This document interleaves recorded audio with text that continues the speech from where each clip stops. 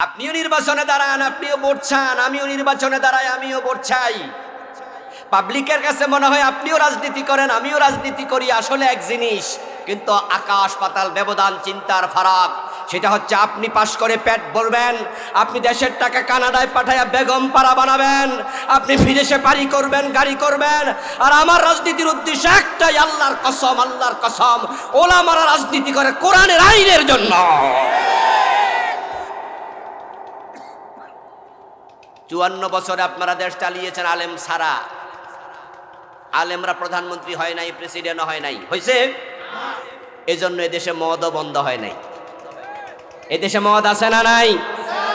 গাঁজা আছে না নাই? ইয়াবা হেরোইন আছে কিনা? ইসলামকে ক্ষমতায় নাও, আমরা 6 মাসের ব্যবধানে বাংলাদেশকে মাদক শূন্য করে দেব।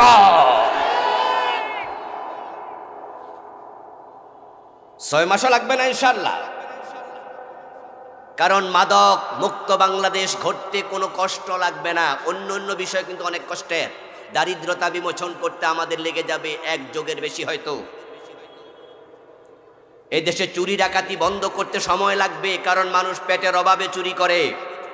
ইসলাম ক্ষমতায় আসতে যাদের পেটে ক্ষুধা আছে, যাকাত ভিত্তিক অর্থনীতি চালু করে তাদের অভাব দূর করবে, ঠিক না? কারণ অভাবে চুরি করলে হাত কাটার অনুমতি নাই। এগুলো সময় সাপেক্ষ, কিন্তু মাদক মুক্ত করা কোনো ব্যাপার না। কিন্তু মদ তো মুক্ত হলো না। তারা তো বলে যে না, আমরা মদের ব্যাপারে 0 টলারেন্স। এগুলো মিথ্যা কথা। প্রিয় ভাই, বাংলাদেশে যত হেরোইন আসে, বাংলাদেশে 1 টুকরা হেরোইন তৈরি হয় না, বিদেশ থেকে আসে। যত ফেন্সিডিল আসে সব ইন্ডিয়া থেকে আসে। যত ইয়াবা আসে সব মায়ানমার থেকে আসে। এই দেশে মাদকের ফ্যাক্টরি নাই। 1%, 2% মাদক বাংলাদেশে তৈরি হয় না, বাকি 98% বিদেশ থেকে আসে। আমরা বর্ডার ক্লোজ করে দেব। বিজিবিকে বলে দেবো 1টা বোতল মদ আর ঢুকবে না। নেভিকে বলে দেবো পানি দিয়ে 1টা বোতল মদ আর আসবে না। এয়ারফোর্সকে বলে দেবো বিমানে করে হেরোইন আসবে না। বাংলাদেশ মাদক মুক্ত হতে 1-2 মাসও লাগবে না। এরপরও যারা খাবে 80 বেতের আইন চালু করলে পিঠের চামড়া থাকবে না।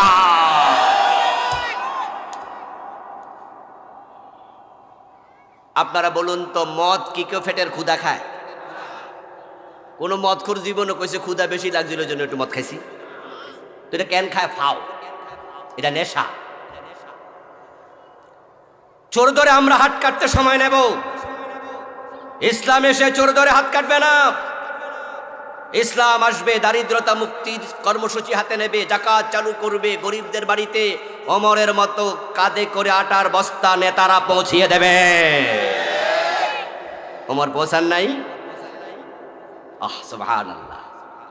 দারিদ্রতা মুক্তির পর তারপরে চোর ধরে হাত কাটা শুরু হবে। সময় নেব আমরা।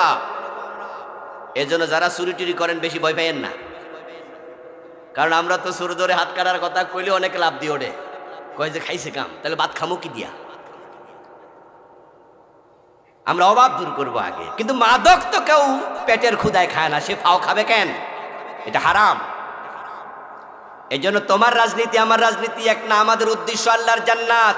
আমরা যারা কোরআনের রাজনীতির কথা বলি, আমরা আল্লাহর জান্নাতের জন্যই বলি। নবীজি বলছেন কানা মাই ফিল জান্নাহ। এখন উম্মত হওয়ার পর যে ব্যক্তি নবীজি সাল্লাল্লাহু আলাইহি ওয়াসাল্লামকে মানবে না, অনুসরণ করবে না, নবীজি বলছেন ওই উম্মতটা আল্লাহর জান্নাত পাবে না। قال رسول الله صلى الله عليه وسلم كل امتي يدخلون الجنة إلا من أبى। রাসূল বলেন যে আমার সব উম্মত জান্নাতে যাবে, তবে অস্বীকারী উম্মত জান্নাতে যাবে না।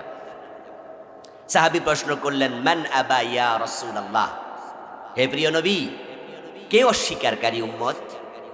রাসূলুল্লাহ জবাব দেন মান আতাআনি দাখালাল জান্নাহ ওয়া মান আসানি ফাকাদ আবা। যে আমি নবীকে অনুসরণ করে জীবন চালায় সে জান্নাতি, আর যে আমাকে মানতে রাজি হয় না সে জাহান্নামী। কথা কি বুঝতে পারতেছেন?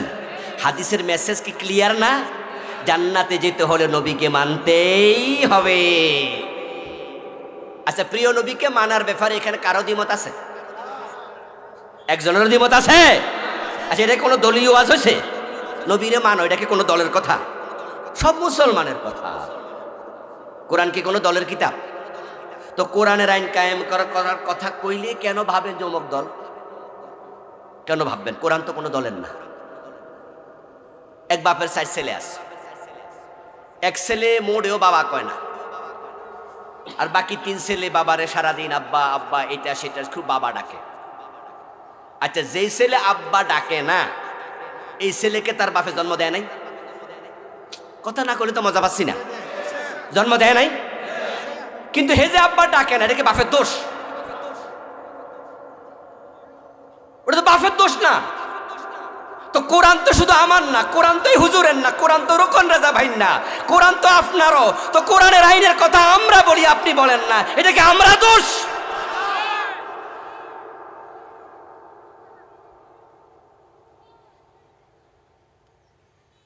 আপনার বাপেরে আপনি বাপ ডাকবেন না, যে ডাকে হে দোষ দিবেন নাকি? যে আমার বাকি 3 ভাই ভালা না, এরা শুধু আব্বা আব্বা করে। বেটা জন্মদাতা বাবারে তুই বাপ ডাকস না, উল্টা ওদের দোষ দেশ। তুই তো জঘন্য মানুষ, তুই তো নিমক হারাম, ঠিক নয় কি? কোরআন তো কোনো দলের কিতাব না, এটা তো সব মুসলমানের কিতাব, সব মানুষের কিতাব। তো আমরা যারা কোরআনের কথা বলি, আপনি আলগাত বইয়ে বইয়ে কইবেন যে হেরা মৌলবাদী, হেরা জঙ্গিবাদী, হেরা বালানা। দোস্ত, তুমি ভালো মানুষ না, অপেক্ষা করো। ইন্না রাব্বাকা লাবিল মিরসাদ, আল্লাহ থেকে পলাইতে পারবে না, আল্লাহ অপেক্ষা করছে। গত 15 বছর 17 বছর কোরআনওয়ালাদের সাথে যারা দুর্ব্যবহার করছে, বাংলাদেশও থাকতে পারে না, দিল্লিতে ফলাইছে। ধরাটা মূলত কার?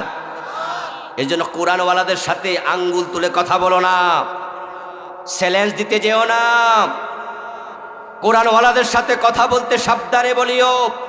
আমাদের মাঝে এমন লোক আছে যারা তাহাজ্জুদ মিস করে না, যারা আল্লাহর দ্বীনের জন্য হাসতে হাসতে ফাঁসির মঞ্চে যেতে রাজি হয়ে যায়। ওদের বিরুদ্ধে কথা বলবে, আল্লাহ তাআলা তোমাকে এমন এক জায়গায় বেজ্জতি করব, কল্পনাও করতে পারবে না। মায়ের কোলে বসায় বেজ্জতি করে ছেড়ে দেয়। নবীজিকে অনুসরণ করা ফরজ, এটা জান্নাতে যাওয়ার মাধ্যম। অতটুকু আর শোনার পরে এখন আমার শ্রোতাদের মাঝে মনে মনে একটা মোটামুটি তৃপ্তি আইছে, যাক তাহলে জান্নাত মোটামুটি নিশ্চিত। কারণ নবীজিকে আমরা অনুসরণ করি, তাই তো মাহফিলে এসেছি। নবীজিকে অনুসরণ করি, তাই তো মাথায় টুপি দিয়েছি। নবীকে অনুসরণ করি, তাই তো মুখে দাড়ি রেখেছি। নবীকে অনুসরণ করি, তাই তো ডান পা দিয়ে মসজিদে ঢুকি। তাই জান্নাত পাওয়া সহজ। আমি বলবো, হ্যাঁ দোস্ত, আমার রাসূল বলেছেন যে আমার সুন্নাহ মানবে সে আমার সাথে জান্নাতে যাবে। আমার রাসূল কখনো মিথ্যা কথা বলেন নাই। কিন্তু একটা জায়গায় সমস্যা আছে। সমস্যাটা হলো আমরা সুন্নাহ মানতে গিয়ে আমরা সুবিধাবাদী হই। মানে আমরা পুরাটা মানি না, কিছু কিছু মানি। যেমন দাড়ি, টুপি, পায়জামা, পাঞ্জাবির সুন্নত অ্যাভেলেবেল আছে। আমরা সুন্নাহ মানি ততক্ষণ, নিজের সুবিধা আছে যতক্ষণ, ঝুঁকি আছে যেখানে, সুন্নাহ মানে না সেখানে। মসজিদে ঢুকতে সবাই কোন পা দেয়? কথা বলেন, কোন পা? বের হতে কোন পা? মাগরিবের ফরজ 3 রাকাত। ইমাম যদি 2 রাকাত পরে সালাম ফিরায়, আমরা কি সালাম ফিরাবো? আমরা লোকমা দেব। ওই ইমাম যদি আমার বাবা হতো, তাও বাবারেও মানব না, লোকমা কিন্তু দেব। কারণ আমার রাসূল পড়ছেন মাগরিব ফরজ, তাই বাবা আপনাকে এখানে মানি না, রাসূল মানি। রাসূল, বাহ, সুন্নাহ মানার ক্ষেত্রে আমরা কত সিরিয়াস, বা ফেরজ আনি না। তাহলে বেহেশত আপাতত নিশ্চিত। এত সোজা।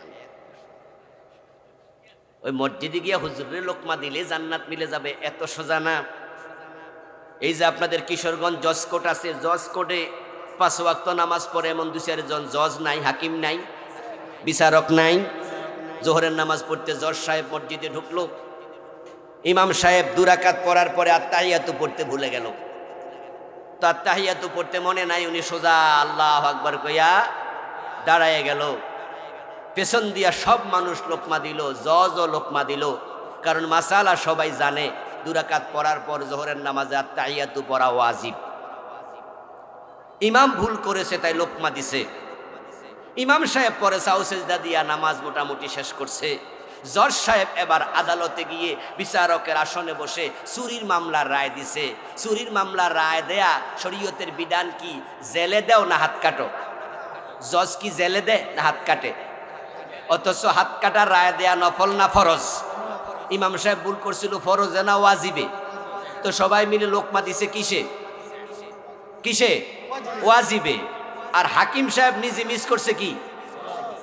উনিও লোকমা দিল ওয়াজিবে, ফরজের খবর নাই।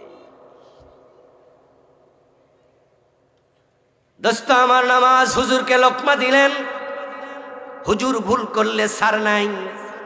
ওই নামাজিদের মাঝে ব্যবসায়ী আছে, নামাজিদের মাঝে চাকরিজীবী আছে। ওই ব্যবসায়ী যখন নামাজ শেষ করে দোকানে যায়, তখন সে ওজনে কম দে, মালে বেজাল দেয়। এমন নামাজিও 2-4 জন ব্যবসায়ী আছে না নাই?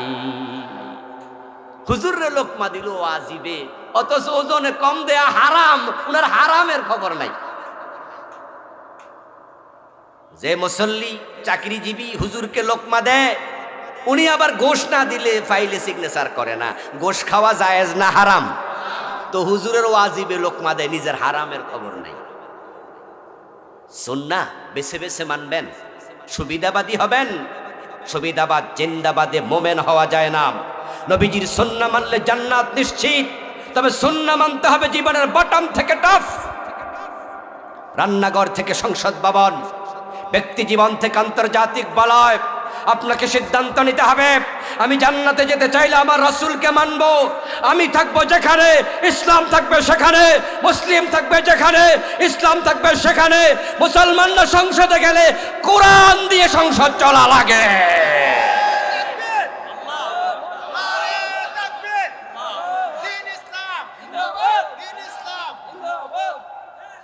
আমার প্রিয় ভাইরা,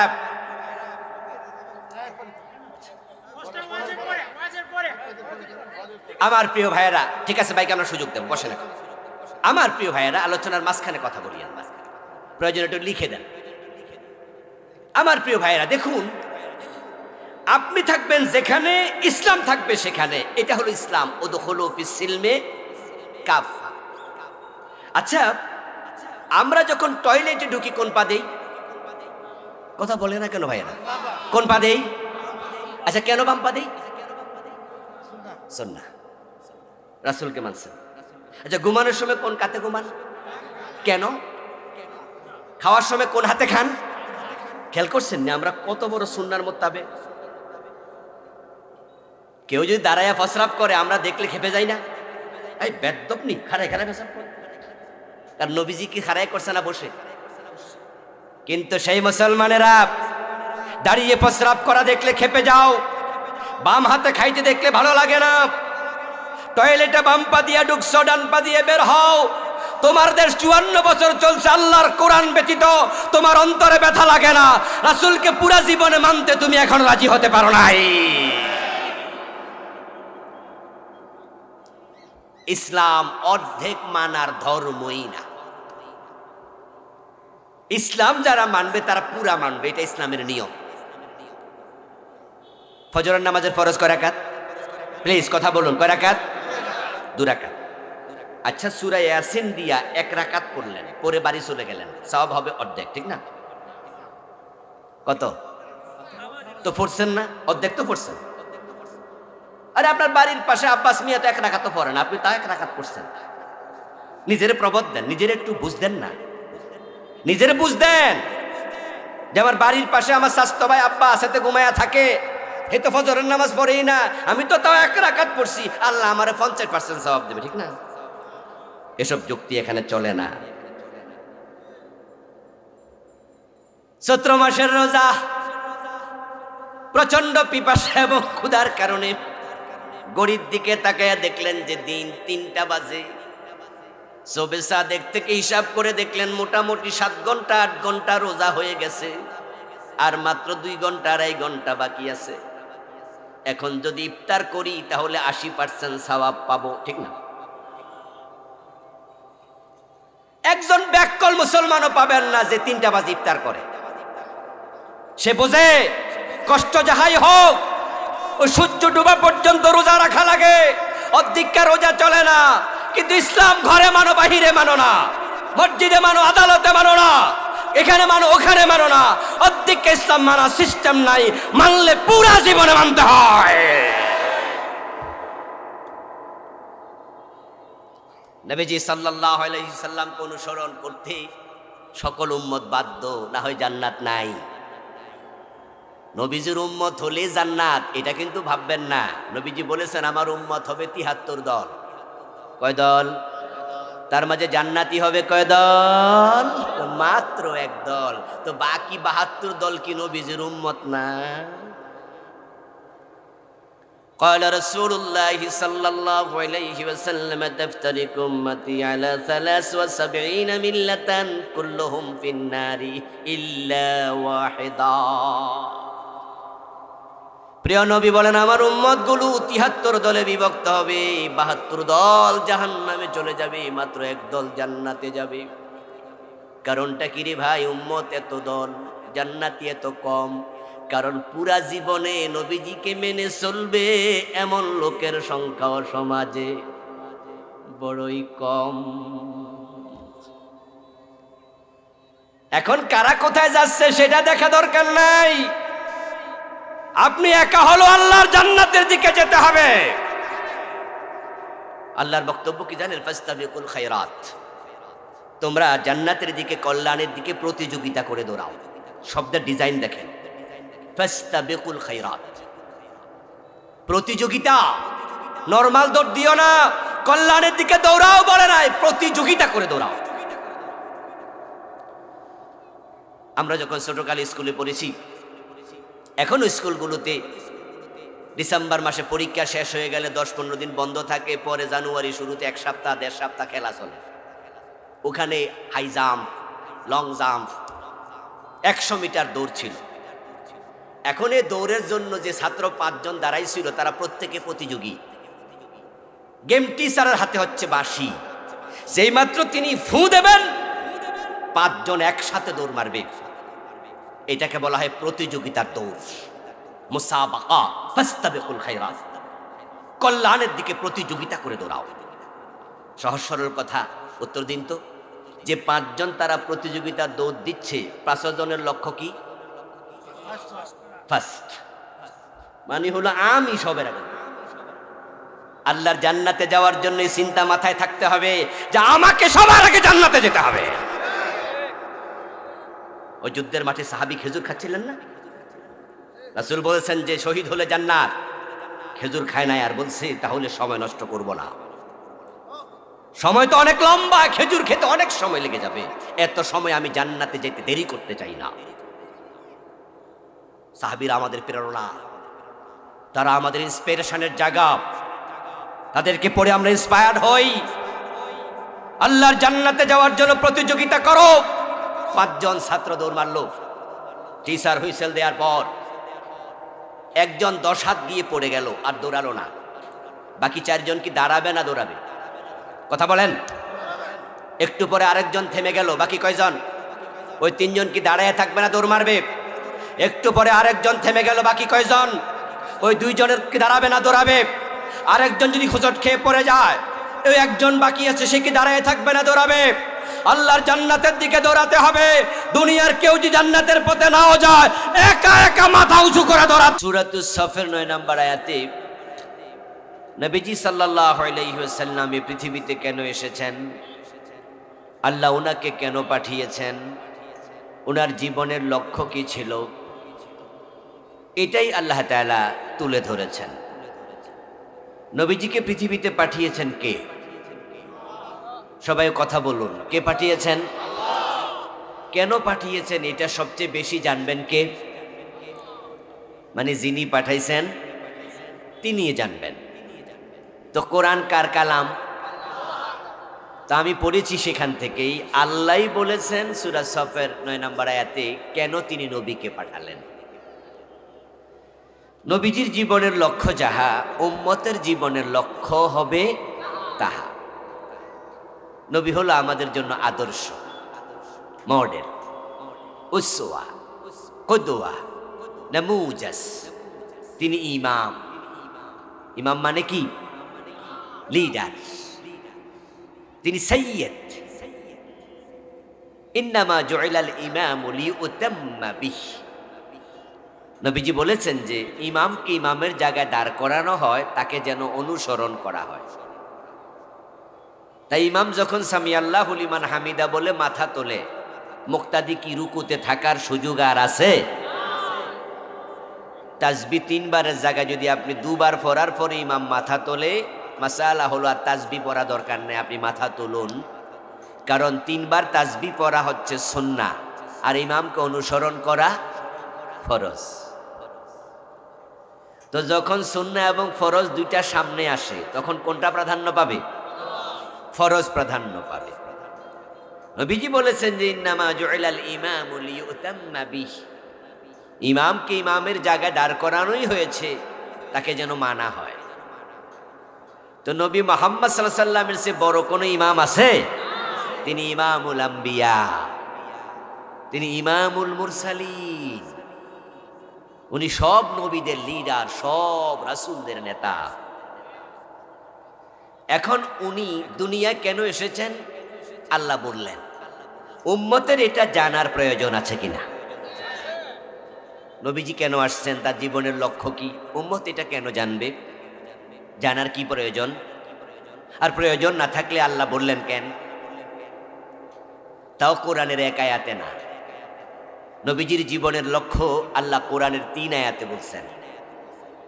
সূরাতুস সাফ আয়াত নাম্বার 9, সূরাতুল ফাতহ আয়াত নাম্বার 28, সূরাতুত তাওবা আয়াত নাম্বার 33। কয়টা সূরা, কয়টা আয়াত? কিন্তু মেসেজ একটাই। ফাবিআইয়ি আলাই রাব্বিকুমা তুকাজ্জিবান। সূরা রহমানে আছে না? একবার আছে, 31 বার। আকিমুস সালাহ কোরআনে এটা একবার আছে না বেশি আছে? একই কথা কোরআনে আল্লাহ বারবার বলে গুরুত্ব বোঝানোর জন্য। তো নবীকে পাঠিয়েছেন আল্লাহ 3 জায়গায় বলছে, হুয়াল্লাযী আরসালা রাসূলাহু বিল হুদা ওয়া দীনিল হাক্কি লিইয়ুযহিরাহু আলাদ দীনি কুল্লি। আল্লাহ তাআলা রাসূলকে কেন পাঠালেন সেটা আমাদের জানালেন, আর আমাদের এজন্যই জানালেন যে নবীকে অনুসরণ করা, মেনে চলা উম্মতের জন্য নফল না ফরজ?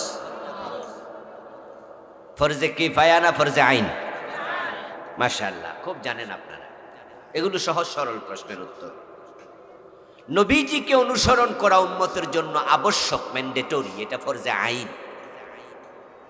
যেই উম্মত নবীকে অনুসরণ করবে না সে উম্মত জান্নাত পাবে না। উম্মতের জান্নাত প্রাপ্তি নবীকে অনুসরণের সাথে সম্পৃক্ত। যে নবীকে মানে না সে আসলে উম্মতি না। নবীজি সাল্লাল্লাহু আলাইহি ওয়াসাল্লামকে অনুসরণ করা যেহেতু ফরজ, ওনাকে মেনে চলা যেহেতু ফরজ, তাহলে জানা আগে না মানা আগে? তাই নবীজি কেন এসেছেন এটা আগে জানতেই হবে। এলেম আগে না আমল আগে? মাশাআল্লাহ। এই জন্য কোরআনের প্রথম আয়াত ছিল ইকরা। ইকরা শব্দের অর্থ কি? পড়লে তো জানবা। যদি জানতে চাও তুমি পড়ো, আগে শিখো, আগে পড়ো, আগে এলেম অর্জন করো। আল ইলমু ক্বাবলাল আমাল, আমলের আগে এলেম। এখন নবীজিকে যদি আপনি না জানেন তিনি কেন আসলেন, তা আপনি মানবেন কেমনে? নবীজি যা বলেছেন উম্মত তাই শুনবে, তাই বলবে। নবীজি যা করেছেন উম্মত তাই করবে। বাইরে কি আজীব তো। এদিকে নবীজি সাল্লাল্লাহু আলাইহি ওয়াসাল্লাম যেভাবে করছেন, যখন করছেন, যেমনে করছেন, উম্মত প্রতিটা কাজ ঠিক সেভাবে করবে। এটাই হচ্ছে নবীকে মানা, এটাই নবীজিকে মেনে চলা। নবীজি মাগরিবের নামাজ পড়ছেন কয় রাকাত ফরজ? সবাই দয়া করে কথা বলুন, কয় রাকাত? যদি কেউ 4 রাকাত পড়ে, একটু বেশি পড়লো, সওয়াব আর একটু বেশি হবে, ঠিক না? বাতিল। ইয়েস, আমাদের দেশে তো আমরা কিছু কিছু কাম একটু বাড়তি করি, বাড়তি কইরা কই অসুবিধা কি, এমন আছে না যে আপনি কিছু করলেন এটা হাদিসে নাই, তো না থাকার পরেও আমরা বললাম ভাই এটা তো বেদাত, এটা তো হাদিসে নাই। আমরা কই নাই কি ঠিক আছে, কিন্তু অসুবিধা কি? যুক্তির নাম ইসলাম না দলিলের নাম ইসলাম? আমাদের কিছু অতি আবেগী ভাই আছে যারা আজানের আগেও দুরূদ শরীফ পড়ে, এমন কিছু এলাকা আছে আছে।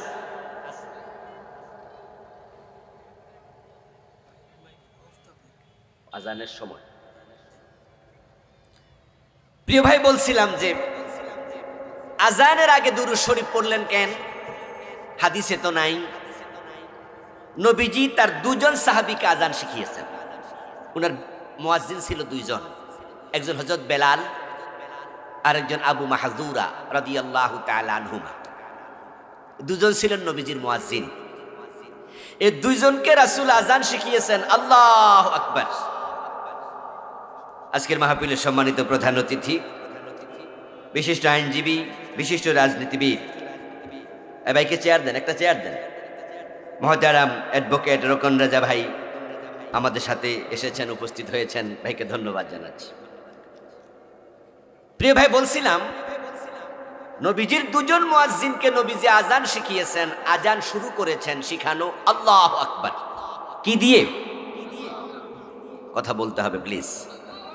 কি বলে আজান শুরু হবে? কার তাকবীর হবে? হুয়াল আউয়ালু ওয়াল আখিরু ওয়াজ জাহিরু ওয়াল বাতিন। সবার আগে কে? জোরে বলেন, সবার আগে কে? এজন্য আজানটা শুরু হবে কি দিয়ে? আল্লাহু আকবার দিয়ে। সকল কাজ শুরু হয় কার নামে? আল্লাহর নামে। বিসমিল্লাহ দিয়ে শুরু হয়নি? কার নামে? নবীজিও শিখাইছে আজান আল্লাহু আকবার, আল্লাহর নামে শুরু করে। এখন আমাদের কিছু আবেগী বাইক না, আসসালাতু আসসালামু আলাইকা ইয়া রাসূলুল্লাহ, দুরূদ শরীফ। আরে ভাই, আপনি আল্লাহকে ভালোবাসবেন, নবীকেও ভালোবাসবেন, আল্লাহর কথাও মানবেন, নবীর কথাও মানবেন, কিন্তু সবার উপরে কে? আপনি যে আল্লাহ শব্দের আগে দুরূদ শরীফ ঢুকাই দিলেন, তাহলে আপনি কাকে প্রাধান্য দিলেন? রাসূলকে। আল্লাহর উপরে রাসূলকে জায়গা দেওয়ার সুযোগ কি আদৌ আছে? এজন্য নবীজি সাল্লাল্লাহু আলাইহি ওয়াসাল্লাম আল্লাহু আকবার দিয়ে বেলাল এবং আবু মাহযুরা রাদিয়াল্লাহু তাআলা আনহুমাকে আযান শিখালেন। আর আপনি আবেগের ঠেলা আগে দুরূদ শরীফ ঢুকাই দিলেন। আমরা বলি রাসূল তো এভাবে শিখায় নাই, নবীজির বেলাল এভাবে আযান দেয় নাই, আপনি দুরূদ কেন ঢুকালেন? তখন জবাব দেয়, অসুবিধা কি? অসুবিধা কি? তো মাগরিবের নামাজের ফরজ কয় রাকাত, তো কেউ 4 রাকাত পড়ে যদি কয় অসুবিধা কি?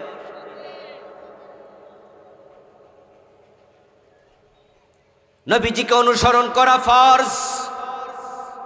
এজন্য তিনি যা বলেছেন উম্মত তাই বলবে, তিনি যা করেছেন উম্মত তাই করবে, তিনি যেভাবে করেছেন যখন করেছেন উম্মত সেভাবে করবে। এবার নবীজির জীবনের লক্ষ্যের সাথে উম্মত তার জীবন লক্ষ্য মিলাতেই হবে। নবীজি হলেন ট্রেন গাড়ির ইঞ্জিনের মতো, আর আমরা উম্মতেরা হলাম পিছনের ডাব্বা, বগি। তো ট্রেনের ইঞ্জিন কি মাঝে থাকে না পিছনে থাকে?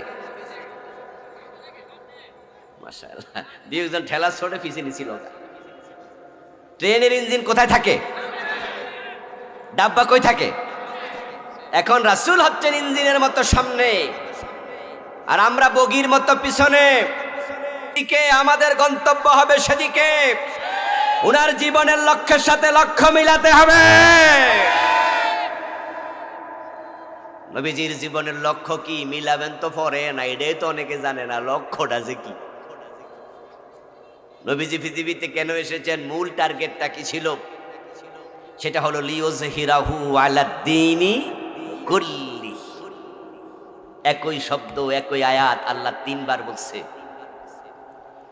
হুয়াল্লাযী আরসালা রাসূলাহু বিল হুদা ওয়া দীনিল হক, তিনি আল্লাহ যিনি তার রাসূলকে দুনিয়ায় প্রেরণ করেছেন দ্বীনে হক দিয়ে, ইসলাম দিয়ে। বিল হুদা, হুদা মানে কোরআন, কোরআন দিয়ে তিনি পাঠাইছেন, ইসলাম দিয়ে পাঠাইছেন। কেন পাঠালেন? লিইয়ুযহিরাহু আলাদ-দীনি কুল্লিহি, উদ্দেশ্য হলো আমার রাসূল সমাজে যত আইন আছে, বিধান আছে, মতবাদ আছে, আদিয়ানে বাতেলা আছে, সবগুলোর উপরে আমার ইসলামকে তিনি বিজয় করে দেবেন। লিইজহারি কালিমাতিল্লাহ, লিইলাই কালিমাতিল্লাহ, লিইজহারিদ দ্বীন, লিইকামাতিদ দ্বীন। নবীজিকে আল্লাহ তাআলা পৃথিবীতে পাঠাইছে ইসলামকে বিজয় করার জন্য। যারা উত্তর জানেন তারা একটু জবাব দিয়েন, নবীজি কি ইসলাম বিজয়ী করে যান নাই? হ্যাঁ না বলতে হবে। গিয়েছেন মদিনায়, তখন তিনি 10 বছর প্রেসিডেন্ট ছিলেন। তার কথার বাহিরে একটা লোক চলতো না, ঠিক না? তিনি যা বলতেন সেটাই হতো।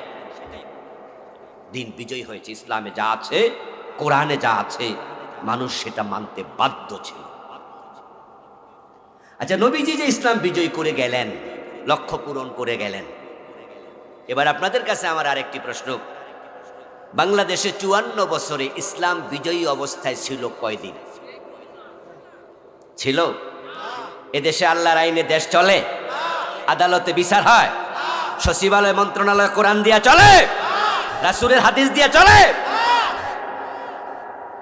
নবীজির জীবনের লক্ষ্য দিনের বিজয়। বাংলাদেশের লোকেরা নবীজির জীবনের লক্ষ্য অনেকে জানলো না। আমরা যারা জানলাম, আমরা মানতে পারলাম না। নবীজির জীবনের লক্ষ্যের সাথে আমাদের জীবনের লক্ষ্য অনেকের মিলে নাই। ট্রেন গাড়ির ইঞ্জিনের সাথে যদি বগি না মিলে, এটা না হয়, সংযুক্ত না হয়, এটা ভালো করে এইভাবে আংটা লাগাইয়া না দেয়, তাহলে কিন্তু ইঞ্জিন চলে যায়, বগি পড়ে থাকে। কিন্তু যদি আপনি বিচ্ছিন্ন হয়ে যান, নবী মুহাম্মদ জান্নাতে চলে যাবে, তুমি জান্নাত থেকে দূরে সরে যাবে। আর আমরা যারা জান্নাতে যেতে চাই, নবীজির জীবনের লক্ষ্যের সাথে আমাদের জীবনের লক্ষ্য অবশ্যই অ্যাটাচ করতে হবে। এই জন্য প্রিয় নবীজি বলছেন, মান আহাব্বা সুন্নতি ফাকাদ আহাব্বানি ওয়া মান আহাব্বানি কানা মাই ফিল জান্নাহ। যে ব্যক্তি আমি নবীর সুন্নাহকে ভালোবাসে, সে আমি নবীকেই ভালোবাসে। সুন্নাহ মানে শুধু দাড়ি আর টুপি, ঠিক না? বাংলাদেশের লোক সুন্নত কইলে মনে করে পায়জামা পাঞ্জাবি, দাড়ি টুপি না সোয়াক পাগড়ি। ও দোস্ত না, এগুলো সুন্নাহর ছোট ছোট অংশ। মূল সুন্নাহ হলো নবীজির জীবনের ফরজ আমল এবং হারাম তরক, যেগুলার নাম সুন্নায়ে ওয়াজিবা। আর এই যে টুপি আমার মাথায় আছে, খুলে ফেললাম, কোনো গুনাহ হইছে? টুপি দিলে সওয়াব আছে, খুললে গুনাহ নাই। এটা সুন্নাহ আল মুস্তাহাব্বা, উত্তম সুন্নত। কিন্তু সুর ধরে হাত কাটা, এটাও তো নবীজির সুন্নত। তিনি বলছেন, আমার মেয়ে ফাতেমা চুরি করলে আমি ফাতেমার হাতও কেটে দেব। এই সুর ধরে হাত কাটার যে বিধান, যে সুন্নাহ, যে আইন, এটা উত্তম নাকি ফরজ? এটা মুস্তাহাব না ফরজ? এখন বাংলার জমিনে রাসূলের জীবনের লক্ষ্যটা বাস্তবায়ন হয় নাই, এটা আমরা অনেকেই জানি না। না জানার কারণে যারা জানি তারা মানি না, না মানার কারণে 92% মুসলমান আছে, এদেশে ইসলাম খুঁজে পাওয়া যায় না। এদেশের সংসদ ভবনে ইসলাম নাই।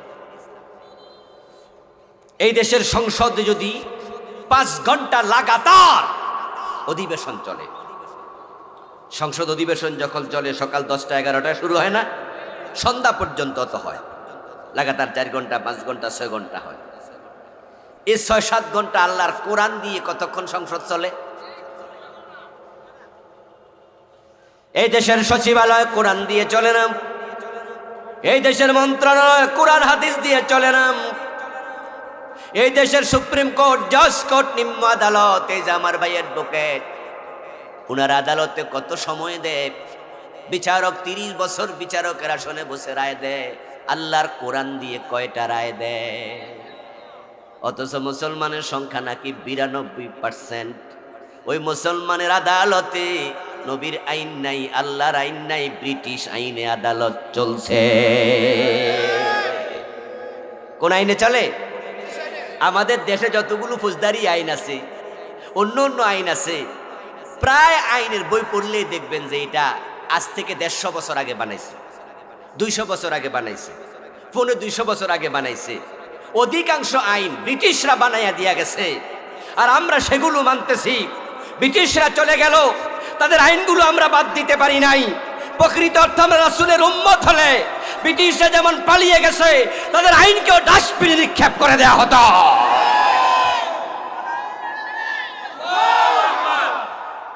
প্রিয় ভাইরা, নবীজি সাল্লাল্লাহু আলাইহি ওয়াসাল্লামকে মেনে চলা ফরজ। ওনার জীবনের লক্ষ্যের সাথে জীবনের লক্ষ্য মিলানোটাও ফরজ। রাসূল বলছে, মান হাব্বা সুন্নতি ফাকাদ হাব্বানি। আমার জীবন আচার, আমার জীবন চরিত, আমার লাইফ স্টাইল, এটাই সুন্নাহ। নবীজি যেভাবে খেয়েছেন সেভাবে খাওয়া কি? যেভাবে ঘুমাইছেন সেভাবে ঘুমানো কি? যেভাবে বিয়ে করছেন সেভাবে বিয়ে করা কি? যেভাবে দেশ চালাইছে সেভাবে দেশ চালানো কি? সুন্নাহ মানে পুরা জীবন রাসূল। আল্লাহর হাবিব বলছেন যে আমার সুন্নাহ, আমার লাইফ স্টাইল, আমার জীবন আচার ফলো করবে, ফাকাদ হাব্বানি। প্রমাণ হলো সে আমাকে ভালোবাসে। নবীকে ভালোবাসে কারা? নবীর জীবনের সুন্নাহ মেনে চলে যারা। দিন একবার দাড়ি কামাইয়া কয় আমি সুন্নি, ঠিক না? মোসও কামায়, দাড়িও কামায়, সব কামাইয়া বেড়া বেড়ি সাজে। আল্লাহ পুরুষের মুখে দাড়ি দিছে কেন? আল্লাহ পার্থক্য করছে, এটা বেড়ি না, এটা বেড়া। তো দিন একবার দাড়ি কামাইয়া তুমি বেড়ি সাজ্জা তুমি কও তুমি নাকি মহা সুন্নি। মাঝে মাঝে বিড়িও টানে, গাঁজাও টানে, এমন সুন্নিও আছে না নাই? তুমি কয় নাম্বারে সুন্নি দোস্ত? সুন্নি শুধু দাবি করার নাম? নামের আগে লেখার না জিনিস। মান আহাব্বা সুন্নতি ফাকাদ আহাব্বা। নবীজি বলেছেন যে আমার সুন্নাহকে লালন করে, ফলো করে, ভালোবাসে, সেই আমি নবীকে ভালোবাসে। ওয়া মান আহাব্বানি কানা মাই ফিল জান্নাহ। আর যে ব্যক্তি আমার সুন্নাহকে ভালোবেসে আমি নবীর ভালোবাসার প্রমাণ দেবে, সে জান্নাতে আমার সাথেই ঢুকবে। আমার সামনে যারা আছেন সকলে জান্নাতে যেতে চান? আমাদের ওয়াজি হবে জান্নাতমুখী। এই নবীদের দুনিয়াতে একটাই কাম আছিল, মানুষকে শুধু জান্নাতের পথ দেখানো। বাংলাদেশ যদি কোরআনের আইনে চলতো, আমরা হুজুররা আলাদা রাজনীতিও করতাম না। রাজনীতি করা আমাদের দরকারও নাই। আমরা এমপি মন্ত্রী হইয়া লাভও নাই। আমরা তো গম চুরি করব না, টাকা চুরি করব না।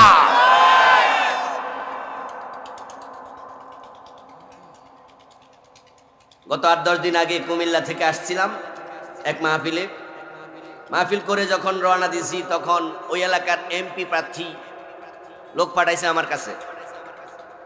আমি গাড়ি স্টার্ট দেবো, এর মাঝে লোক আইসা কয়, হুজুর আপনার সাথে এমপি সাহেব ডাকা যাবে। মানে এমপি প্রার্থী আর কি, আমার সাথে ডাকা যাবে আমার গাড়িতে করে। পরে আমি বললাম যে কেন, ওনার গাড়ি নাই? কয় না। তো পরে এমপি সাহেবরা আমার গাড়ি তুললাম, গাড়ি তুলে সামনে বয়ে আমি কইলাম যে কি এমপি সাহেব, এটা গাড়িও নাই। কয় কুমিল্লা এসে একটা হাওলাত নিছি, এখন যেহেতু কুমিল্লা থেকে চলে যাচ্ছি, হাওলাত তেরা রাইকা গেছি, আপনার গাড়ি তুলছি। দোস্ত আমার, এই লোকেরা নিজের টাকা খরচ করে না, তাই টাকা দিয়ে ভোট কিনবে না। আপনারা তাদের কাছে টাকা চাইয়েন না, কারণ টাকা পকেট থেকে টাকা দিলে আবার চুরি করে উসুল করার চিন্তা মাথায় ঢুকবে।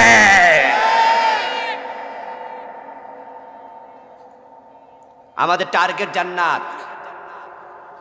আমরা কেন রাজনীতির কথা বলি? এজন্যই বলি কোরআন বিজয়ের জন্য রাজনীতি করতে হয়। ওই ব্রিটিশ আইন দূর করতে হলে কোরআনের আইন সংসদে ঢুকাতে হবে, সংবিধানে ঢুকাতে হবে। আর কোরআনের পক্ষের এমপি না হলে আইন সংসদে ঢুকে না।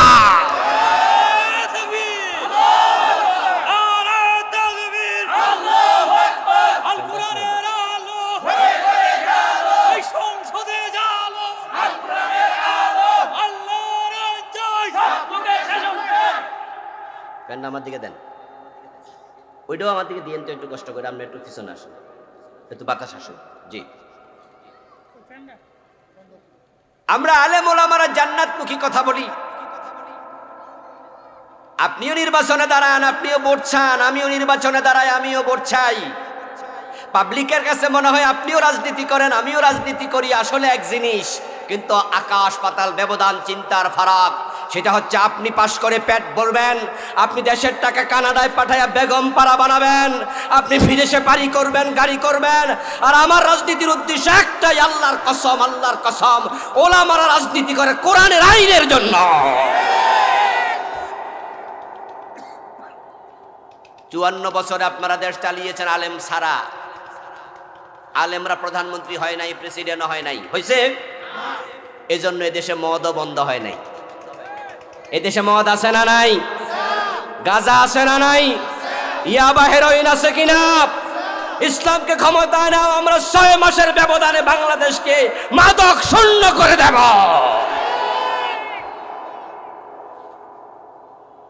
6 মাসও লাগবে না ইনশাআল্লাহ। কারণ মাদক মুক্ত বাংলাদেশ ঘটতে কোনো কষ্ট লাগবে না। অন্য অন্য বিষয় কিন্তু অনেক কষ্টের। দারিদ্রতা বিমোচন করতে আমাদের লেগে যাবে 1 যুগের বেশি হয়তো। এই দেশে চুরি ডাকাতি বন্ধ করতে সময় লাগবে, কারণ মানুষ পেটের অভাবে চুরি করে। ইসলাম ক্ষমতায় আসতে যাদের পেটে ক্ষুধা আছে, যাকাত ভিত্তিক অর্থনীতি চালু করে তাদের অভাব দূর করবে, ঠিক না? কারণ অভাবে চুরি করলে হাত কাটার অনুমতি নাই। এগুলো সময় সাপেক্ষ, কিন্তু মাদক মুক্ত করা কোনো ব্যাপার না।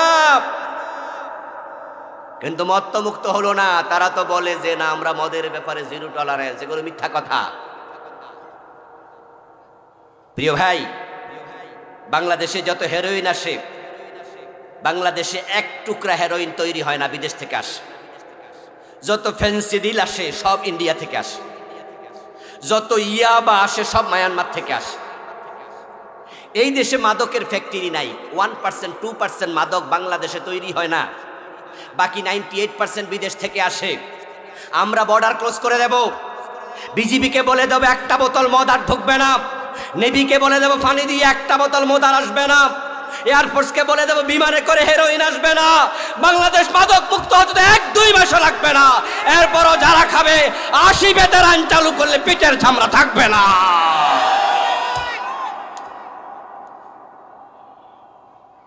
আপনারা বলুন তো, মদ কি কেউ পেটের ক্ষুধা খায়? কোনো মদখোর জীবনে কইছে ক্ষুধা বেশি লাগছিল জন্য একটু মদ খাইছি? তো এটা কেন খায়? ফাও, এটা নেশা। চোর ধরে আমরা হাত কাটতে সময় নেব, ইসলাম এসে চোর ধরে হাত কাটবে না। ইসলাম আসবে, দারিদ্রতা মুক্তির কর্মসূচি হাতে নেবে, যাকাত চালু করবে, গরিবদের বাড়িতে ওমরের মতো কাঁধে করে আটার বস্তা নেতারা পৌঁছিয়ে দেবে। ওমর পৌঁছান নাই? সুবহানাল্লাহ। দারিদ্রতা মুক্তির পর তারপরে চোর ধরে হাত কাটা শুরু হবে, সময় নেব আমরা। এজন্য যারা চুরি টুরি করেন বেশি ভয় পাইয়েন না, কারণ আমরা তো চোর ধরে হাত কাটার কথা কইলে অনেক লাভ দিয়ে ওঠে, কয় যে খাইছে কাম, তাহলে ভাত খামো কি দিয়া? আমরা অভাব দূর করবো আগে। কিন্তু মাদক তো কেউ পেটের ক্ষুদায় খায় না, সে ফাও খাবে কেন? এটা হারাম। এই জন্য তোমার রাজনীতি আমার রাজনীতি এক না, আমাদের উদ্দেশ্য আল্লাহর জান্নাত। আমরা যারা কোরআনের রাজনীতির কথা বলি, আমরা আল্লাহর জান্নাতের জন্যই বলি। নবীজি বলছেন কানা মাই ফিল জান্নাহ। এখন উম্মত হওয়ার পর যে ব্যক্তি নবীজি সাল্লাল্লাহু আলাইহি ওয়াসাল্লামকে মানবে না, অনুসরণ করবে না, নবীজি বলছেন ওই উম্মতটা আল্লাহর জান্নাত পাবে না। قال رسول الله صلى الله عليه وسلم كل امتي يدخلون الجنة إلا من أبى। রাসূল বলেন যে আমার সব উম্মত জান্নাতে যাবে, তবে অস্বীকারী উম্মত জান্নাতে যাবে না। সাহাবী প্রশ্ন করলেন মান আবা ইয়া রাসূলুল্লাহ, হে প্রিয় নবী, কে অস্বীকারী উম্মত? রাসূলুল্লাহ জবাব দেন মান আতাআনি দাখালাল জান্নাহ ওয়া মান আসানি ফাকাদ আবা। যে আমি নবীকে অনুসরণ করে জীবন চালায় সে জান্নাতি, আর যে আমাকে মানতে রাজি হয় না সে জাহান্নামী। কথা কি বুঝতে পারতেছেন? হাদিসের মেসেজ কি ক্লিয়ার না? জান্নাতে যেতে হলে নবীকে মানতেই হবে। আচ্ছা, প্রিয় নবীকে মানার ব্যাপারে এখানে কারো দ্বিমত আছে? একজনের দ্বিমত আছে? আচ্ছা, এটা কোনো দলীয় ওয়াজ হয়েছে? নবীরে মানো, এটা কি কোনো দলের কথা? সব মুসলমানের কথা। কোরআন কি কোনো দলের কিতাব? তো কোরআনের আইন কায়েম করার কথা কইলে কেন ভাবেন জমক দল? কেন ভাববেন? কোরআন তো কোনো দলের না। এক বাপের 4 ছেলে আছে, এক ছেলে মোড়েও বাবা কয় না, আর বাকি 3 ছেলে বাবারে সারাদিন আব্বা আব্বা এটা সেটা খুব বাবা ডাকে। আচ্ছা, যেই ছেলে আব্বা ডাকে না, এই ছেলেকে তার বাপে জন্ম দেয় নাই? কথা না করলে তো মজা পাচ্ছি না। জন্ম দেয় নাই, কিন্তু হে যে আব্বা ডাকে না, এটা কি বাপের দোষ? ওটা তো বাপের দোষ না। তো কোরআন তো শুধু আমার না, কোরআন তো হুজুরের না, কোরআন তো রোকন রাজা ভাই না, কোরআন তো আপনারও। তো কোরআনের আইনের কথা আমরা বলি, আপনি বলেন না, এটা কি আমরা দোষ?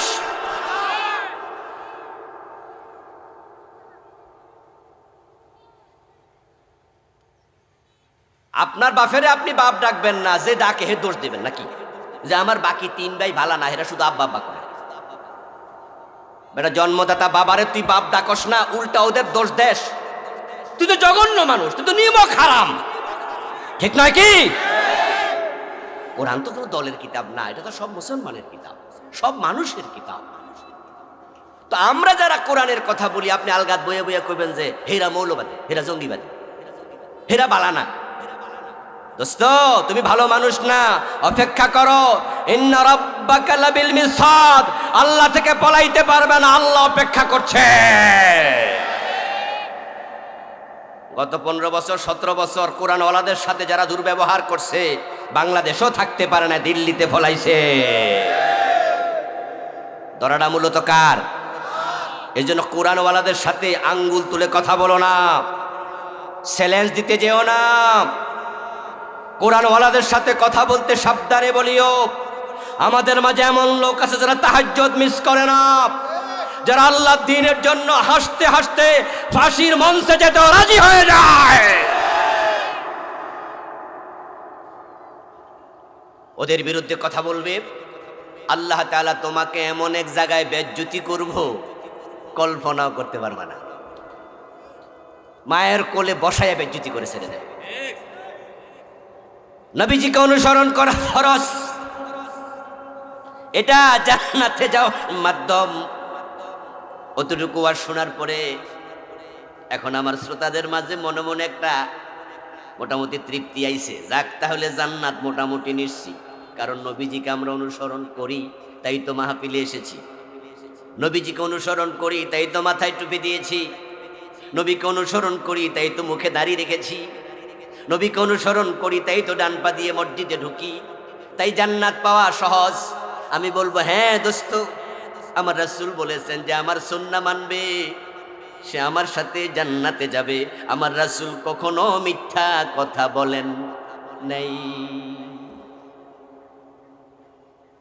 কিন্তু একটা জায়গায় সমস্যা আছে। সমস্যাটা হলো আমরা সুন্নাহ মানতে গিয়ে আমরা সুবিধাবাদী হই। মানে আমরা পুরাটা মানি না, কিছু কিছু মানি। যেমন দাড়ি, টুপি, পায়জামা, পাঞ্জাবির সুন্নত অ্যাভেলেবেল আছে।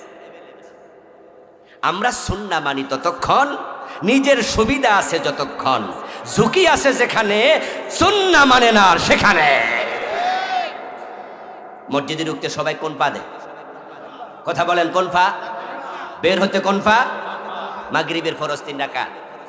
ইমাম যদি 2 রাকাত পরে সালাম ফিরায়, আমরা কি সালাম ফিরাবো? আমরা লোকমা দেব। ওই ইমাম যদি আমার বাবা হতো, তাও বাবারেও মানবো না, লোকমা কিন্তু দেব। কারণ আমার রাসূল পড়ছেন মাগরিব ফরজ, তাই বাবা আপনাকে এখানে মানি না, রাসূল মানি। রাসূল, বাহ, সুন্নাহ মানার ক্ষেত্রে আমরা কত সিরিয়াস, বা ফেরজ আনি না। তাহলে বেহেশত আপাতত নিশ্চিত। এত সোজা। ওই মসজিদে গিয়ে হুজুরের লোকমা দিলে জান্নাত মিলে যাবে, এত সোজা না। এই যে আপনাদের কিশোরগঞ্জ জজ কোর্ট আছে, জজ কোর্টে 5 ওয়াক্ত নামাজ পড়ে এমন 2-4 জন জজ নাই, হাকিম নাই, বিচারক নাই। জোহরের নামাজ পড়তে জজ সাহেব মসজিদে ঢুকলো, ইমাম সাহেব 2 রাকাত পড়ার পরে আত্তাহিয়াতু পড়তে ভুলে গেল। তো আত্তাহিয়াতু পড়তে মনে নাই, উনি সোজা আল্লাহু আকবার কইয়া দাঁড়ায় গেল। পেছন দিয়া সব মানুষ লোকমা দিল, জ লোকমা দিল, কারণ মাসালা সবাই জানে 2 রাকাত পড়ার পর জোহরের নামাজে আত্তাহিয়াতু পড়া ওয়াজিব। ইমাম ভুল করেছে তাই লোকমা দিছে। ইমাম সাহেব পরে সাউ সেজদা দিয়া নামাজ মোটামুটি শেষ করছে। জজ সাহেব এবার আদালতে গিয়ে বিচারকের আসনে বসে চুরির মামলার রায় দিছে। চুরির মামলার রায় দেয়া শরীয়তের বিধান কি, জেলে দেও না হাত কাটো? জজ কি জেলে দে না হাত কাটে? অথচ হাত কাটার রায় দেয়া নফল না ফরজ? ইমাম সাহেব ভুল করছিল ফরজে না ওয়াজিবে? তো সবাই মিলে লোকমা দিছে কিসে? কিসে? ওয়াজিবে। আর হাকিম সাহেব নিজে মিস করছে কি? উনিও লোকমা দিল ওয়াজিবে, ফরজের খবর নাই। দোস্ত আমার, নামাজ হুজুরকে লোকমা দিলেন। হুজুর ভুল করলে ছাড় নাই। ওই নামাজিদের মাঝে ব্যবসায়ী আছে, নামাজিদের মাঝে চাকরিজীবী আছে। ওই ব্যবসায়ী যখন নামাজ শেষ করে দোকানে যায়, তখন সে ওজনে কম দে, মালে বেজাল দেয়। এমন নামাজিও 2-4 জন ব্যবসায়ী আছে না নাই? হুজুরে লোকমা দিল ওয়াজিবে, অথচ ওজনে কম দেয়া হারাম, উনার হারামের খবর নাই। যে মুসল্লি চাকরিজীবী হুজুরকে লোকমা দেয়, উনি আবার গোশ না দিলে ফাইলে সিগনেচার করে না। গোশ খাওয়া জায়েজ না হারাম? তো হুজুরের ওয়াজিবে লোকমা দেয়, নিজের হারামের খবর নাই। সুন্নাহ বেছে বেছে মানবেন, সুবিধাবাদী হবেন। সুবিধাবাদ জিন্দাবাদে মোমেন হওয়া যায় না। নবীজির সুন্নাহ মানলে জান্নাত নিশ্চিত, তবে সুন্নাহ মানতে হবে জীবনের বটম থেকে টপ। রান্নাঘর থেকে সংসদ ভবন, ব্যক্তি জীবন থেকে আন্তর্জাতিক বলয়, আপনাকে সিদ্ধান্ত নিতে হবে। আমি জান্নাতে যেতে চাইলে আমার রাসূলকে মানবো। আমি থাকবো যেখানে, ইসলাম থাকবে সেখানে। মুসলিম থাকবে যেখানে, ইসলাম থাকবে সেখানে। মুসলমানরা সংসদে গেলে কোরআন দিয়ে সংসদ চলা লাগে।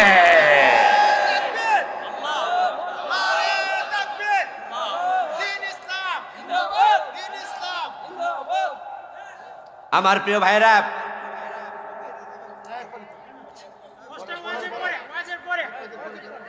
আমার প্রিয় ভাইয়েরা, ঠিক আছে ভাইকে আমরা সুযোগ দেব, বসে রাখুন।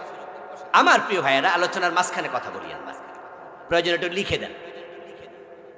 আমার প্রিয় ভাইয়েরা, দেখুন, আপনি থাকবেন যেখানে, ইসলাম থাকবে সেখানে। এটা হলো ইসলাম। উদখুলু ফিস সিলমে কাফা।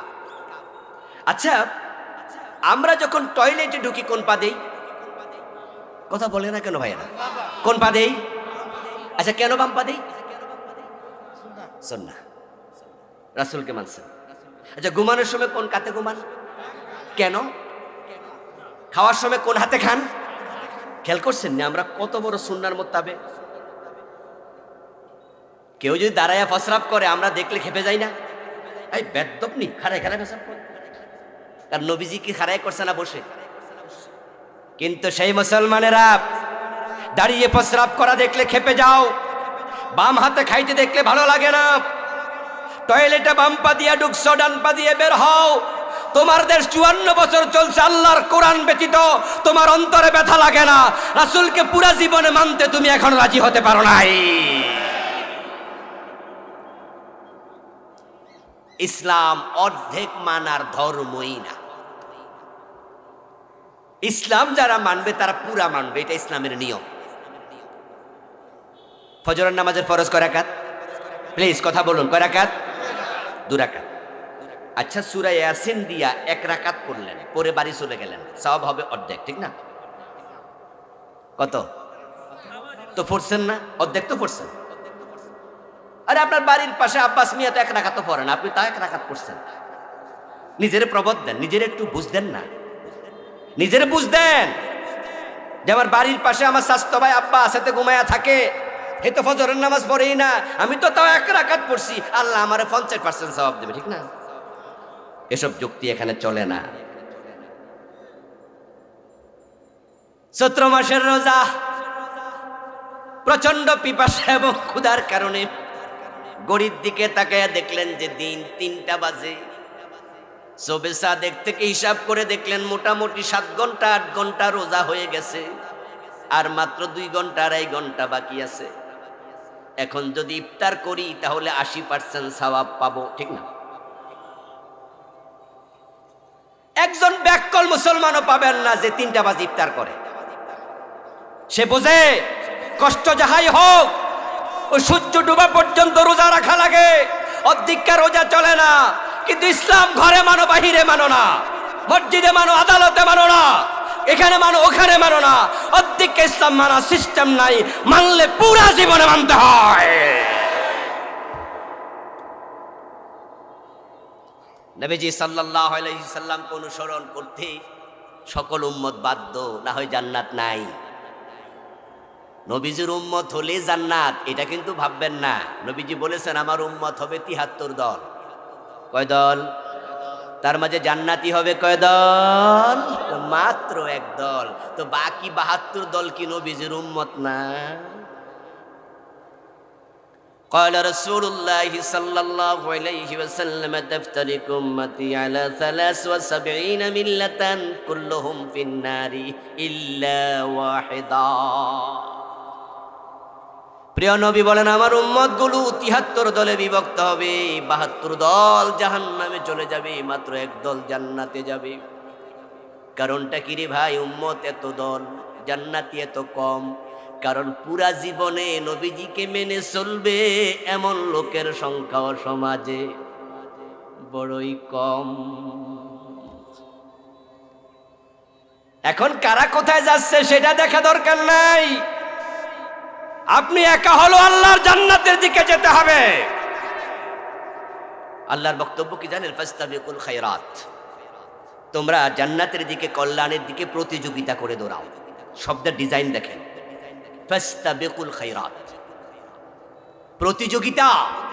নরমাল দৌড় দিও না, কল্যাণের দিকে দৌড়াও বলে নাই, প্রতিযোগিতা করে দৌড়াও। আমরা যখন ছোটকালে স্কুলে পড়েছি, এখনো স্কুলগুলোতে ডিসেম্বর মাসে পরীক্ষা শেষ হয়ে গেলে 10-15 দিন বন্ধ থাকে, পরে জানুয়ারি শুরুতে 1 সপ্তাহ 1.5 সপ্তাহ খেলা চলে। ওখানে high jump, long jump, 100 metre দৌড় ছিল। এখন এই দৌড়ের জন্য যে ছাত্র 5 জন দাঁড়াইছিল তারা প্রত্যেকে প্রতিযোগী। গেম টিচারের হাতে হচ্ছে বাঁশি, যেই মাত্র তিনি ফু দেবেন 5 জন একসাথে দৌড় মারবে। এটাকে বলা হয় প্রতিযোগিতার দৌড়, মুসাবাকা। ফাস্তাবিকুল খায়রাত, কল্যাণের দিকে প্রতিযোগিতা করে দৌড়াও। সহজ সরল কথা, উত্তর দিন তো, যে 5 জন তারা প্রতিযোগিতার দৌড় দিচ্ছে, 5 জনের লক্ষ্য কি?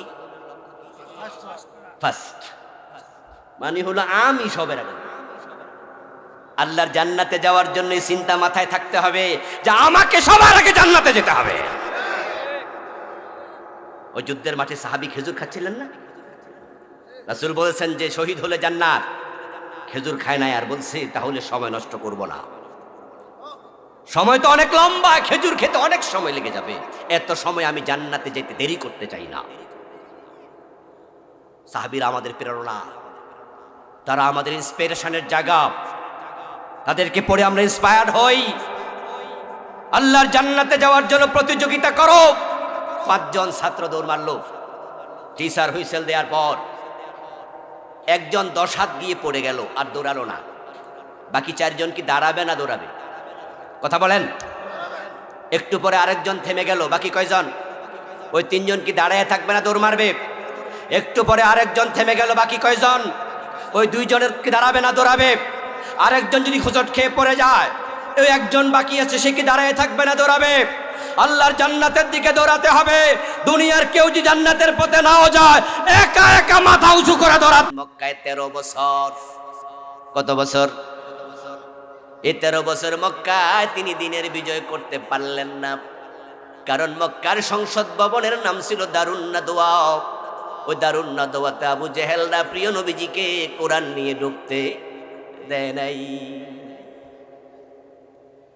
বরং তারা দারুন নাদওয়াতে বসে মিটিং করে সিদ্ধান্ত নিছে, লা তাসমাউ লিহাদাল কুরআন, মুহাম্মদ যেখানে কোরআন পড়বে শুনতে যেও না, কোরআন শোনা যাবে না। নাউজুবিল্লাহ পড়েন।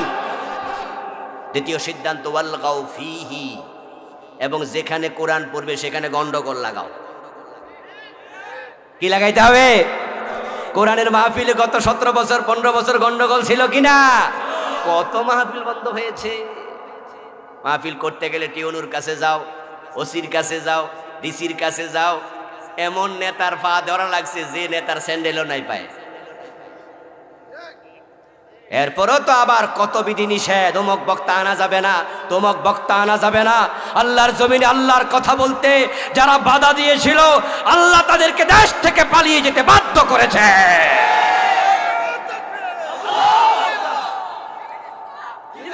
প্রিয় ভাইয়েরা, নবীজি সাল্লাল্লাহু আলাইহি ওয়াসাল্লাম 13টা বছর মক্কায় চেষ্টা করলেন, পারলেন না। এবার তিনি হিজরত করে মদিনায় রওনা দিলেন। হিজরতের পথে তিনি ভাবছেন, মদিনায় গিয়ে যদি দেখি মদিনার সংসদে আরেক আবু জেহেল বসে আছে, তাহলে কোরআনের বিজয় করব কেমনে? বিজয়ী হওয়ার অর্থ কি? বিজয়ী হওয়ার অর্থ হলো তার কথা মতো অধীনস্থরা চলবে। যেমন আমাদেরকে সামনের নির্বাচনে ভোট দেওয়ার পর যে দল বিজয়ী হবে, রাষ্ট্রে তাদের কর্তৃত্ব তৈরি হবে, ঠিক না? তারা যে আইনগুলো বানাবে, আমরা যারা এই দেশে থাকি তাদের আইন মানতে আমরা বাধ্য হব। না মানলে আমাদেরকে পুলিশ এসে ধরে নিয়ে যাবে। আমরা তাদের আইন যদি না মানি, তাহলে নির্দিষ্ট অথরিটি আমাদের বিরুদ্ধে মামলা দিয়ে দেবে। যারা বিজয়ী হয় তাদের কথা মেনে চলতে হয়। এখন নবীজি ভাবছেন, মদিনায় গিয়ে যদি দেখি সেখানে সংসদে আরেক আবু জেহেল বসে আছে, কোরআন নিয়ে ঢুকতে না পারি, হিজরত করে লাভটা কি? মানুষের মনের খবর জানে কে? কথা বলেন না, কে? নবীজির মনের খবর কি আল্লাহ জানেন না? সাথে সাথে জিবরিলকে পাঠিয়ে দিলেন। জিবরিল আমিন এসে কোরআন মাজিদের একটা আয়াত নাজিল করে দিলেন, ওয়াকুর রাব্বি আদখিলনি মুদখালা সিদকিন ওয়া আখরিজনি মুখরাজা সিদকিন ওয়াজআল লি মিন লাদুনকা সুলতানান নাসীরা। সুবহানাল্লাহ পড়ে। হে রাসূল, আপনি আল্লাহর কাছে একটু দোয়া করে নেন, হে আল্লাহ, আমাকে তুমি মক্কা থেকে উত্তমভাবে বের করো, মদিনায় উত্তমভাবে পৌঁছিয়ে দাও। আর আয়াতের শেষ অংশ, এটা কোরআনের আয়াত, আয়াতের শেষ অংশ, ওয়াজআল লি, তুমি আমার দেও, মিন লাদুনকা, তোমার পক্ষ থেকে, সুলতানা, রাষ্ট্র ক্ষমতা, নাসীরা, যেটা আমাকে দিন বিজয়ে সাহায্য করবে। নবীজিকে আল্লাহ দোয়া শিখায়, রাষ্ট্র ক্ষমতা চাও। আর আমরা হুজুররা রাষ্ট্র ক্ষমতার কথা কইলে আপনারা মুসল্লিরা কোন এ হুজুরটা বেশি বালানা, এ হুজুর রাজনীতি করে। তো আমার রাসূল আল্লাহর কাছে রাষ্ট্র ক্ষমতা চাইলো, এবং ওই দোয়াটা, কোরআনের আয়াতটা আল্লাহর কোরআনে এখনো আছে না নাই? নবীজি রাষ্ট্র ক্ষমতা কেন চেয়েছেন? ব্যক্তিগত কোনো সুবিধা, দুনিয়ার কোনো বাড়ি গাড়ির জন্য? তিনি চেয়েছেন যে আমার কোরআনের যে বিজয় হওয়া লাগবে, আইন লাগবে, রাষ্ট্র ক্ষমতায় না গেলে আইন প্রতিষ্ঠিত করা যায় না। এই যে আজকের মাহফিলে আমরা তো আলহামদুলিল্লাহ এখানে অনেক লোক, আমরা সবাই মিলে যদি একটা কথা একমত হই, সেটাকে আইন হবে। আমরা যদি বলি বাংলাদেশে আগামী সপ্তাহ থেকে সুদ বন্ধ, আপনারা বলবেন হ্যাঁ, আইন হয়ে যাবে। কিন্তু সংসদে 151 জন এমপি যদি বলে হ্যাঁ,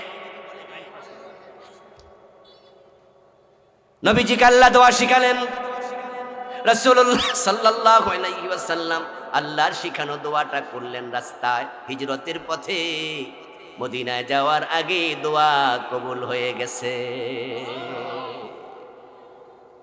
নবীজি মদিনায় পৌঁছে দেখেন মদিনার পুরা পরিবেশ অনুকূল। আউস, খাজরাজ, বনু নজির, বনু কোরাইজা, বনু কাইনুকা, মক্কার মুমিনেরা, মক্কার মুশরিকেরা, মদিনার মুমিনেরা, মদিনার মুশরিকেরা, সব মানুষ মিটিং কইরা একসাথ হইয়া নবীজিকে বলে, এখন থেকে আপনি মদিনার নেতা, আপনার কথা মতো আমরা চলবো। নবীজিকে তারা বরণ করলেন। আপনার কাছে আমার প্রশ্ন, দোস্ত, আমার রাসূল তো ইসলামকে বিজয় করলেন মদিনায় যাওয়ার পর, এবং তিনি বললেন, আল ইসলামু ইয়ালু ওয়ালা ইউলা আলাই, ইসলাম হচ্ছে বিজয়ী ধর্ম, এটা পরাজিত হতে আসে নাই। আবার হাদিসটা শোনাচ্ছি, ক্বালা রাসূলুল্লাহি সাল্লাল্লাহু আলাইহি ওয়াসাল্লাম, আল ইসলামু ইয়ালু ওয়ালা ইউলা আলাই, ইসলাম বিজয়ী হতে এসেছে, পরাজিত হতে আসে নাই। এবার আপনাদের কাছে আমার জিজ্ঞাসা, 54 বছরে বাংলাদেশে ইসলাম কি পরাজিত না বিজয়ী? সবাই বলেন, পরাজিত না বিজয়ী? ইসলামকে বিজয়ী করার চেষ্টা করা দরকার আছে না নাই? বাংলার ইসলাম সংসদ কোরআন দিয়ে চলবে, ইসলাম দিয়ে চলবে, সেজন্য কাজ করতে আপনারা রাজি আছেন না নাই? দুই হাত তুলে দেখান কারা কারা রাজি।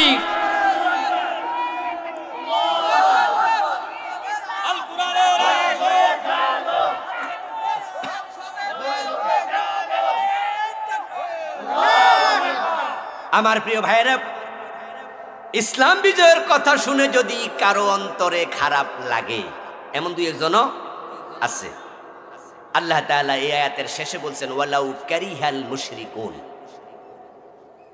হুয়াল্লাযী আরসালা রাসূলাহু বিল হুদা ওয়া দীনিল হক লিইয়ুযহিরাহু আলাদ-দীনি কুল্লিহি ওয়ালাউ কারিহাল মুশরিকুন।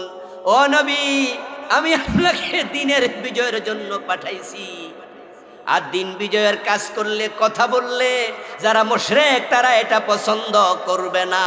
আজকের এই দিনও একই আয়াত, একই কথা প্রযোজ্য।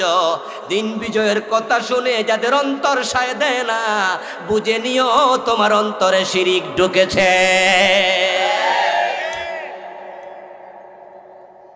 কথাটা কার? ওয়ালাউ কারিহাল মুশরিকুন কথাটা কার? তো আল্লাহর কথা কি কখনো মিথ্যা হয়? তাহলে দিন বিজয়ের কথা কিন্তু আমি বলেছি, আমি অমুক দলের কথা বলিনি। যদি ওই হুজুরের মাধ্যমে দিনের বিজয় হয়, আমি হুজুরের পক্ষ নেব। উনার মাধ্যমে দিনের বিজয় হয়, উনার পক্ষ নেব। উনার মাধ্যমে দিনের বিজয় হয়, উনার পক্ষ নেব। আমি দলের কথা বলি না। কোরআন আছে যার কাছে, আমি চলে যাব তার কাছে।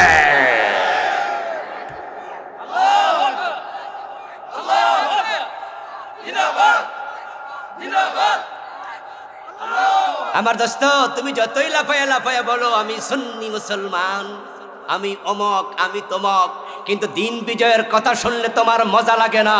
আল্লাহর কসম, আল্লাহর কথা মিথ্যা হয় না। তোমার অন্তরে শিরক ঢুকে গেছে।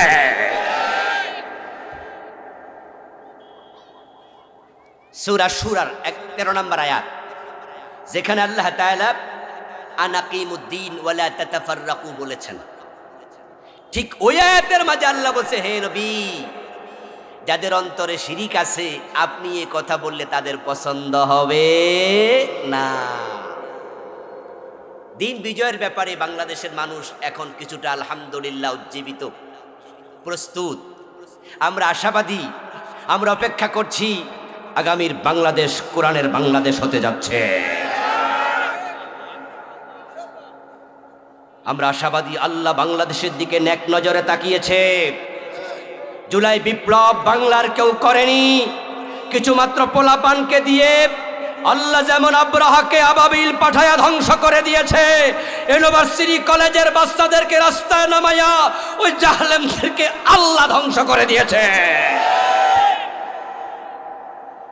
জুলাইয়ের পর থেকে কিন্তু ইসলামপন্থীদের এখন আলহামদুলিল্লাহ অনেকটাই বিজয়ী বিজয়ী অবস্থা।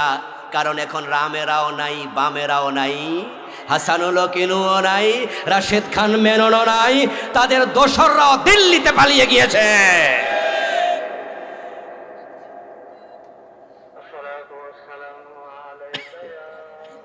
ঠিকঠাক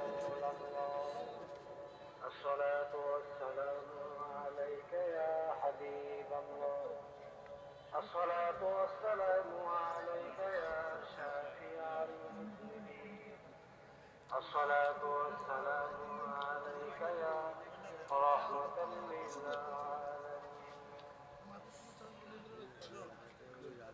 الله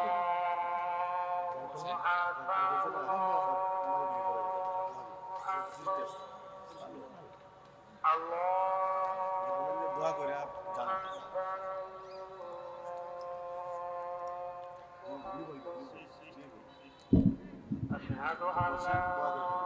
জি একটু বসেন, একটু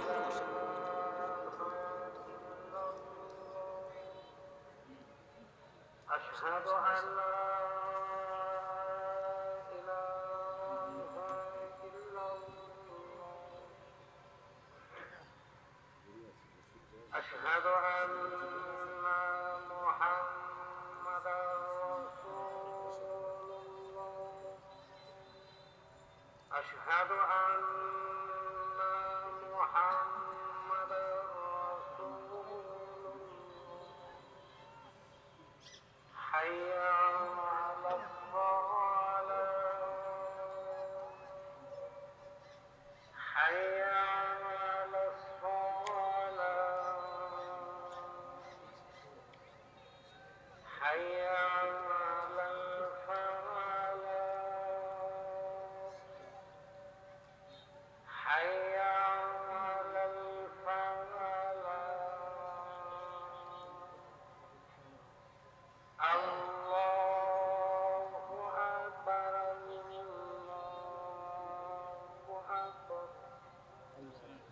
প্রিয়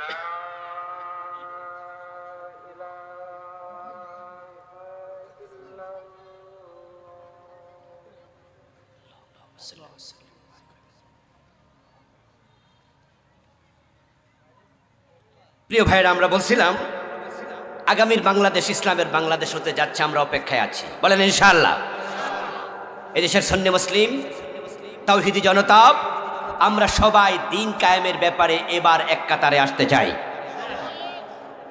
আমাদের চিন্তার মাঝে ভিন্নতা আছে, মাসলাকে ভিন্নতা আছে, মাযহাবি ভিন্নতা আছে। বাংলাদেশে হানাফি আছে, উত্তরবঙ্গে গেলে দেখবেন যে আহলে হাদিসও আছে, কেয়ামি আছে, লা কেয়ামি আছে, পাঁচকল্লি টুপিওয়ালা আছে, এককল্লিওয়ালা আছে, বুকের উপর হাত বাঁধার লোক আছে, নাভির নিচে হাত বাঁধার লোক আছে। এই জাতীয় চিন্তার ভিন্নতা আছে, এটা থাকবে, কিন্তু আমরা এক জায়গায় অভিন্ন হতে চাই, একটা স্লোগানে এক হতে চাই, মাসলাক যার যার, ইসলাম সবার।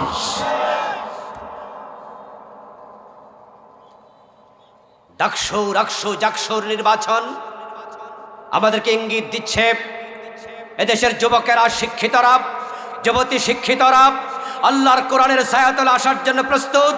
এখন আমরা আলেম ওলামা, আমরা নামাজি হাজি গাজীরা যদি এক হয়ে যাই, এদেশের ইসলাম কেউ ঠেকাতে পারবে না, পারবে না, পারবে না। ইনশাআল্লাহ কোরআনের আহ্বান নিয়ে যারা আপনাদের কাছে আসবে তাদের সাথেই সম্পর্ক বাড়াবেন। কোরআন দিয়ে দেশ চললে কোনো অসুবিধা আছে? কোনো অসুবিধা নেই। আগামীতে কোন সরকার আসবে আমরা জানি না। এখন তো দুইটাই দল বাংলাদেশে আছে, ইসলামপন্থী আর আমাদের সাথে আছে আমাদেরই বন্ধু দল, যাদের সাথে আমরা ইসলাম ওলারা দীর্ঘ বছর, কত বছর, প্রায় মানে অনেক 20 বছরের বেশি, সেই 91 থেকে শুরু করে একসাথে, ওনারা আমাদের বন্ধু। শহীদ প্রেসিডেন্ট জিয়াউর রহমান তিনি বিসমিল্লাহ সংবিধানে এনেছেন, ডানপন্থী মানুষ ছিলেন, তার সততা নিয়ে কারো প্রশ্ন নাই। তোরাও আমাদের বন্ধু। এখন ক্ষমতায় যারাই আসুক, আমাদের দাবি একটা, ডক্টর কামালের লেখা সংবিধানের ভিতরে যে আইনগুলো আছে কোরআনের সাথে সাংঘর্ষিক, এগুলো বাদ দিয়ে আল্লাহর কোরআনের আইন ঢোকাতে হবে। আমার প্রিয় ভাইরা, সময় কম। এখন যদি পরবর্তী গভর্নমেন্ট তারা আসে, এসে যদি তারা আল্লাহর কোরআনের আইন চালু করে দেয়, আমরা আলাদা করে রাজনীতি করা লাগবে না, আমরাও তাদের সাথে এক হয়ে যাব।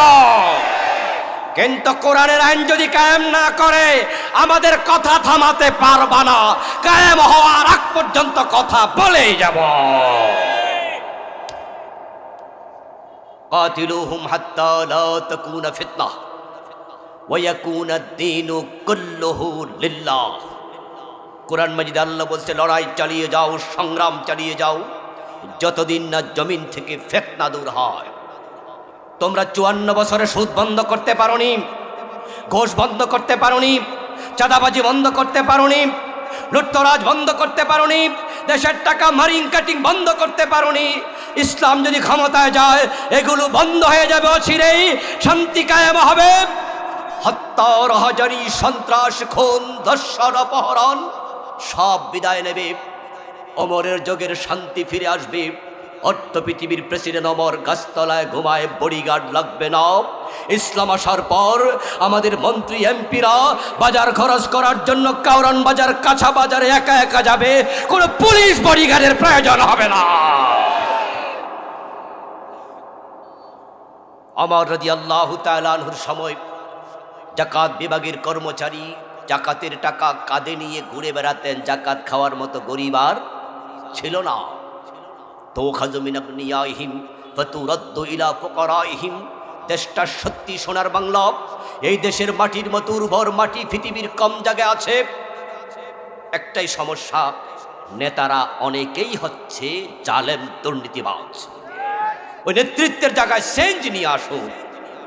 প্রিয় ভাই, আসরের নামাজ সমাগত, আলোচনা চলবে ধারাবাহিক। আসরের পরে আবার মাগরিবের পরে সাংস্কৃতিক অনুষ্ঠান। আমি সংক্ষিপ্ত করছি। মালয়েশিয়া স্বাধীন হয়েছে 63 সনে, আমরা স্বাধীন হয়েছি 71-এ। তারা আমাদের মাত্র 8 বছরের সিনিয়র। ওই মালয়েশিয়ায় গিয়েছিলাম 5-7 বছর 10-12 বছর আগে। টুইন টাওয়ার দেখেছি, তার ছাদ টুপি হাতে নিয়ে এত উঁচু। 50 তলা বিল্ডিং কয়টা আছে হিসাব করে পারবেন না কুলাতে। আর আমাদের বাংলাদেশে 50 তলা একটা বিল্ডিং বানানোর সামর্থ্য আমাদের এখনো হয়নি, কারণ তারা মাহাতির মোহাম্মদের মতো নেতা পেয়েছে, যে নেতা সৎ, দেশের টাকা বিদেশ পাঠায় না। আর আমরা পেয়েছি এমন নেতা যারা দেশের টাকা বিদেশ পাঠিয়ে দেয়।